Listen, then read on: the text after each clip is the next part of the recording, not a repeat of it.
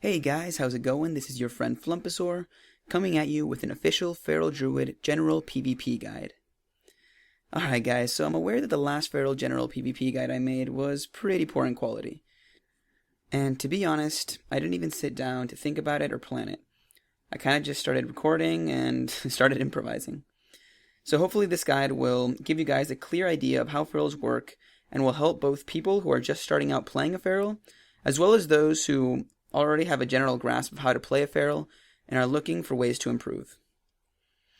In this guide, I'll be covering general abilities, talents, macros, and some helpful add-ons that will really make a difference in your gameplay, getting you closer to playing like a pro.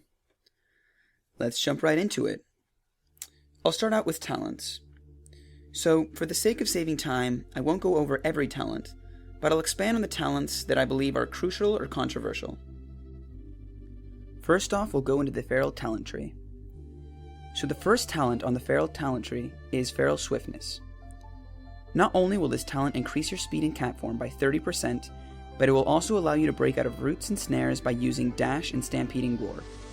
This talent is a must, and is extra beneficial when fighting mages and hunters.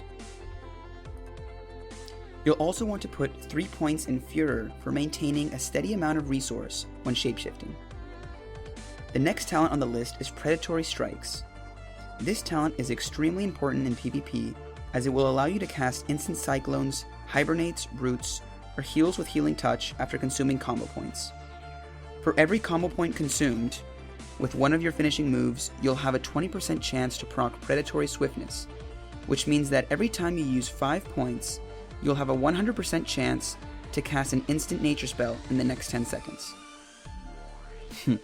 This is one of the reasons that people say that Ferals are overpowered in PvP. Next, put 1 or 2 points into Infected Wounds to keep your target snared when using one of your main abilities like Mangle or Shred, and 2 points into Primal Fury to gain an additional combo point every time you crit. Notice how I skipped over Fury Swipes. Although this talent can be used in PvP, it is more of a PvE talent since when fighting in a PvP situation, you are rarely sticking to your target long enough for this talent to be worth it. Better use those 3 points elsewhere. 2 points in Feral Aggression will increase the damage of your burst finisher by 10%, and will cause your Fairy Fire to stack 3 times when only having to cast it once. The next talent on the tree is King of the Jungle. Putting 3 points into this talent will help you get some quick energy when your pool is low, and can be very beneficial when setting up a burst. Feral Charge is definitely a must. I'll later go into more detail about this ability when covering all the general abilities. Stampede is a complementary talent of Feral Charge, and is worth speccing 2 points into to receive the free Ravage and charging in cat form. Thick Hide is more of a tanking talent, and should only be specced if you're planning on playing more defensive, and for more survivability in bear form. Note that this talent only increases armor contribution, so it is only beneficial against physical damage, meaning that this talent is completely useless against casters. The next talent is Leader of the Pack.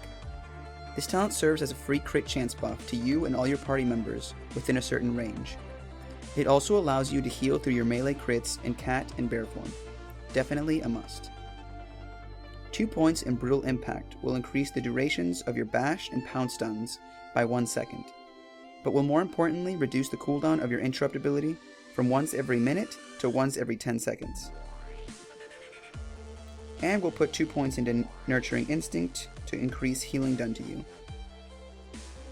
Primal Madness is a controversial talent that not all Ferals spec into. I personally spec into it for the extra 20 energy when using Tiger's Fury and Berserk, but also for the 12 extra rage when using Enrage. I can't tell you how much it sucks to charge an enemy player trying to follow it up with a bash, only to find yourself rage-starved or wasting your frenzied regeneration by having no rage to trade for health. Survival Instincts is one of your main defensive cooldowns, and is definitely a must in PvP. 2 points into Endless Carnage to increase the duration of your Rake by 6 seconds will save you a lot of energy that would have been used to reapply Rake more frequently, and will be put to better use by using other abilities. Natural Reaction is also a talent that is not taken by all ferals, but I strongly recommend it as it reduces 18% of all damage received when in bear form. This includes melee and spell damage, and in many situations can save your life. Blood in the Water is a PvE talent, and Pulverize is mainly used for PvE tanking. Now, Rend and Tear is a very important talent that many ferals take for the increased critical strike chance of Ferocious Bite. But the main use of this talent is the 20% increase in damage when shredding. I'll go over more of this talent when covering Shred in the general abilities part of the guide. The final talent on the feral tree is Berserk. This is a feral's major offensive cooldown, and is usually used when wanting to unleash a ridiculous amount of burst. This ability will also be covered later on in the guide. Now, we're going to put the remaining 6 talent points into the Restoration tree by putting 3 into Heart of the Wilds and 2 into Natural Shapeshifter to reach Master Shapeshifter. Well, I hope you guys enjoyed the first part of the guide.